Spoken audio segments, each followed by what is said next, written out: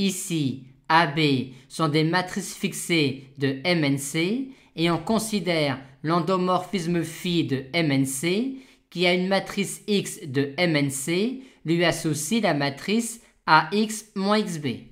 Dans la question petit a, on nous demande de montrer que phi est un isomorphisme si et seulement si A et B n'ont pas de valeur propre commune. MNC étant de dimension finie, phi est un isomorphisme si et seulement si son noyau ne contient que la matrice nulle.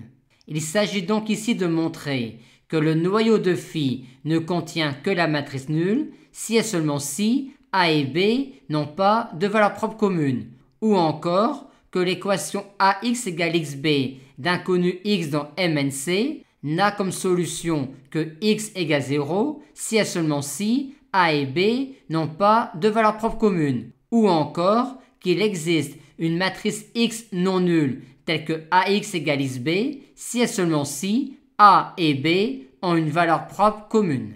Et c'est exactement cela que nous avons montré dans une vidéo précédente. On nous demande maintenant d'en déduire les expressions des valeurs propres de phi en fonction de celles de A et de B. Comment relier le fait que lambda soit valeur propre de phi à la question petit a? Lambda est valeur propre de phi si et seulement si phi moins lambda identité est non inversible. Or l'endomorphisme phi moins lambda identité est celui-là. Par conséquent, par application de la question petit a, lambda est valeur propre de phi si et seulement si la matrice A moins lambda I et la matrice B ont une valeur propre commune.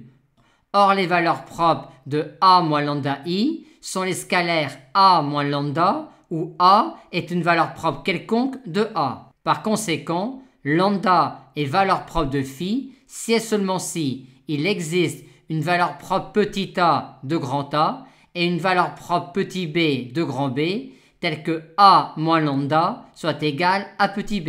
En d'autres termes, les valeurs propres de phi sont les scalaires b moins a, où b est une valeur propre de b et a une valeur propre de a.